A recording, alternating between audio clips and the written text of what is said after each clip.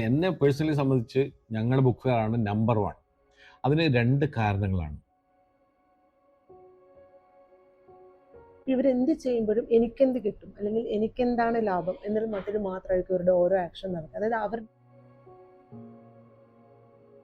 എനിക്ക് തോന്നുന്നു ഇപ്പോഴത്തെ പുതിയ ജനറേഷൻ ബോയ്സ് ഉണ്ടല്ലോ, അവരും ഈ ഒരു കാര്യങ്ങളോട് ഹാൻഡിൽ ചെയ്യുന്നത് ഭയങ്കര കെയർഫുൾ ആയിട്ടാണ്.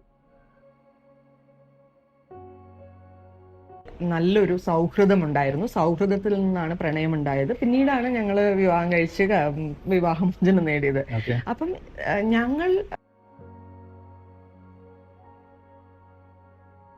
കോമൺ ആയിട്ട് ഇനി മാറാം. അതെ. ഇപ്പൊ നിങ്ങളിപ്പോ ചാറ്റ് ജിപിടി ആയിട്ട് നിങ്ങൾ സംസാരിച്ചുകൊണ്ടിരിക്കുന്ന ഒരു കാമുകിയുടെ പോലെ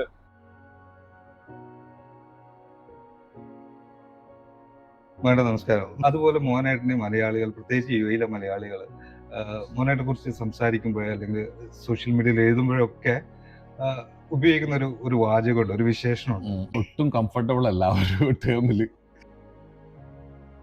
ഒരു ആവറേജ് ഒരു 500 പുസ്തകങ്ങൾ ഒരു വർഷം റിലീസ് ചെയ്യുന്നുണ്ട്.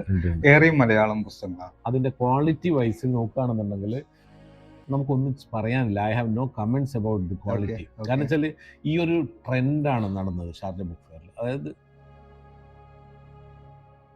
എന്താണ് ഓട്ടിസം, എന്താണ് അതിന്റെ സിംറ്റംസ് എന്നുള്ളതിനെ കുറിച്ച് നമുക്ക് വലിയ ധാരണയില്ല. ഇത് എന്ന് പറയുന്നത് ഒരു ന്യൂറോ ഡെവലപ്മെന്റ് ഡിസോർഡർ ആണ്. ഓക്കെ. ഓട്ടിസത്തിന് ഒരുപാട് ഡെഫിനേഷൻ ഉണ്ട്. അതിലെപ്പോഴും എനിക്ക് തൻ്റെ കുട്ടി ഓട്ടിസ്റ്റിക് ആണെന്ന് പറഞ്ഞിട്ട് ഒരു ഡയഗ്നോസിസ് റിപ്പോർട്ട് കിട്ടുന്ന ഒരു മാതാപിതാക്കളുടെ ആ സമയത്ത് പാരന്റ് ബാങ്ക് ആയിരിക്കും. ഇപ്പം നമ്മൾ പലപ്പോഴും പത്രങ്ങളിൽ കേൾക്കാറുണ്ട് IAS ഉദ്യോഗസ്ഥ മന്ത്രവാദത്തിന് പോയി എന്നിട്ട് എന്തെങ്കിലും.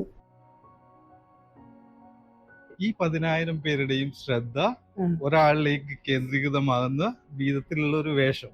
ഞാൻ അതുപോലെ ഒന്ന് കെട്ടി നോക്കിയപ്പോ മക്കള് അവരാണ് എന്നെ അടുത്ത് പറഞ്ഞ. അപ്പൊ ഈ ആർട്ട് ഫോർ ഹീലിംഗ് എന്ന് പറഞ്ഞിട്ട് എത്രമാത്രം അത് സഹായിക്കുന്നുണ്ട്? ഒരുപാട് സഹായിക്കുന്നുണ്ട്. കാരണം എനിക്ക് ചിലപ്പോൾ എനിക്ക് തോന്നിയിട്ടുണ്ട് ഈ ലോകത്ത് ഏറ്റവും കൂടുതൽ ഹോർമോൺ ഇംബാലൻസ് അനുഭവിച്ച ഒരു വ്യക്തിയാണ് ഞാനെന്ന് എനിക്ക് എപ്പോഴും തോന്നിയിട്ടുണ്ട്. കാരണം ഞാൻ നിഷ ഈ പുസ്തകത്തിന്റെ 2ാമത്തെ എഡിഷൻ റിലീസ് ചെയ്യുന്നത് നിഷയുടെ എക്സ് ഹസ്ബൻഡിന് ഒരു കോപ്പി കൊടുക്കുന്നതാണ് അല്ലേ? അതിൻ്റെ ഒരു FP സ്റ്റോറി ഞാൻ കണ്ടിട്ടുണ്ടായിരുന്നു. You said this is what I mean by happily divorce അല്ലേ?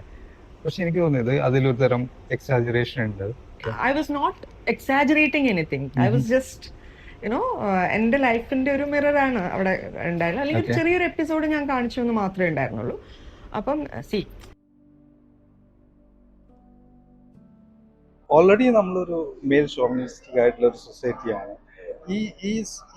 ഈ ഒരു രതി എന്നുള്ള ഒരു പ്രക്രിയയിൽ പോലും ആ ഒരു മേൽക്കോയ്മ കൊണ്ടുവരാൻ ശ്രമിച്ചതാണോ അല്ല അങ്ങനെ സംഭവിച്ചതാണോ എന്ന് എനിക്കറിയില്ല. കാരണം അത് ഞാൻ പറയണത് നമ്മൾ എത്രമാത്രം നമ്മുടെ ഉള്ളിൽ നിന്ന് ഒരു മെയിലിനെ തൂത്ത് കളയാൻ ശ്രമിച്ചാലും നിങ്ങളുടെ ഉള്ളിൽ ഒരു മെയിലുണ്ട്. നോക്ക്, ഇവിടെ ഒരു woman in her 40s is lifting a book called Happily Divorced and talking about it. എത്ര വിവാഹ അഭ്യർത്ഥനകൾ വന്നിട്ടുണ്ടാവും? Let's not discuss this. My God, you just screamed the answer.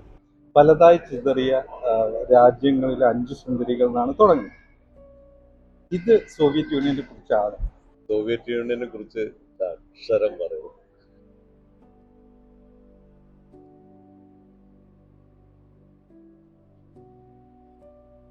Thank you so much for